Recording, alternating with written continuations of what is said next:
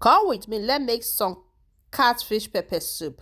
Hello good everyone, you are welcome back. If today is your first time seeing my video, you are highly welcome. In today's video, my people, as you all can see, we are making catfish pepper soup. So guys, this one are the catfish one we need for this recipe. Okay, I've already washed and cutting the bowl. Then come add my seasoning cube followed by salt. Then I come add am with black pepper.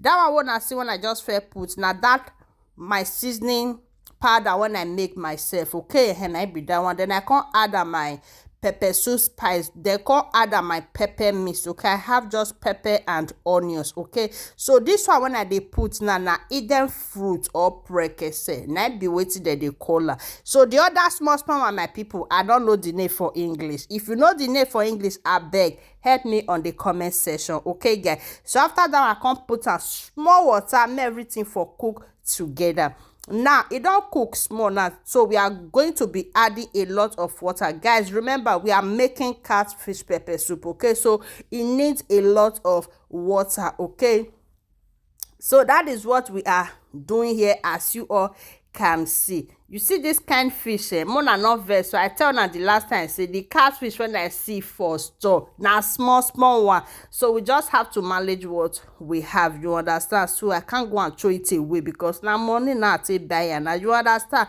So guys, now be waiting happen for you. Now see the catfish, it dey very small, but we gotta manage it. Okay, so after that one now we go turn and then we'll cover them again, make everything for cook together. Before you knew it, our catfish pepper soup will be ready-able. So my people, if you know see don't watch this video reach it means say you dey enjoy the video, but you know want follow, you no want like, you no want share. Ejo kilo day now, what is going on? Oh yeah, now help a sister, help a mother as you do. May God highly bless you. And to my returning followers, I say may God bless you all as una take the support una get. So my people now say I can't add a pepper again after I don't test and say the pepper is not there enough. Guys, remember we are making catfish pepper soup, so we need that pepper inside, you understand? Now I can't add my dry pepper when I get from my kitchen. They can't add crayfish, make everything for cook together. So we are going to be covering it now for the fish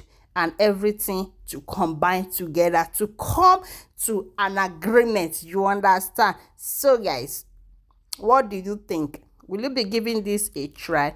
This kind of fish, if we dey make am, you go dey turn am, not to use your wait, what's it called, to turn it, just be shaking it just dey shake am around. If not, everything go pieces. Remember the fish is not today big like that. So that is what just happened. Thank you guys for watching, and always remember to stay back and watch my video. Thank you guys, and see you all in my next video. Una bye for now. Our catfish is ready-able.